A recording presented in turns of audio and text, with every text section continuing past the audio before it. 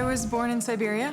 My parents fled Belarus because of Chernobyl when my mother was pregnant with me. And when I was 2 years old, we moved to the south of Russia, to Sochi.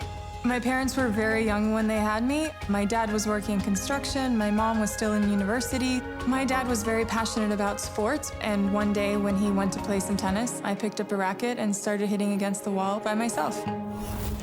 I went to a clinic when I was 5.5 years old in Moscow, held by Maria Sharapova. After the clinic, she pulled my father aside and said that I have a great potential to become a really good player and that we should consider moving to the United States.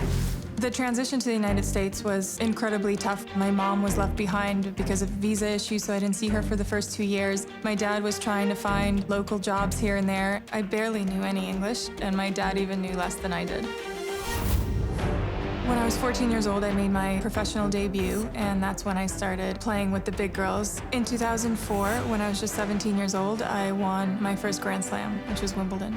There was a lot of incredible opportunities and endorsement deals from pretty major companies. I started to understand that tennis wasn't just a game. That was the first time that I really got a sense of the real business world.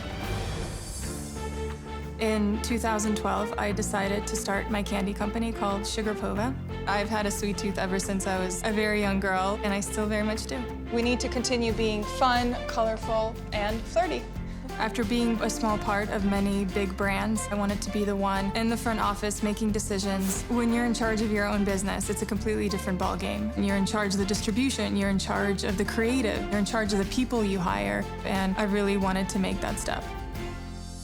I like to invest in companies that I'm personally passionate about. I invested in SuperGroup, a sunscreen brand that I've loved for many years. I invested in the UFC because I saw its potential worldwide. I like the attitude that so many entrepreneurs have that come on the show. It's this, I won't give up until I get what I want. That is the American dream, that there is no finish line to what they do. I had a very singular path in my life toward becoming a successful athlete. I wanted to achieve big things, I had big goals, and I still think that there's more to achieve on and off the court.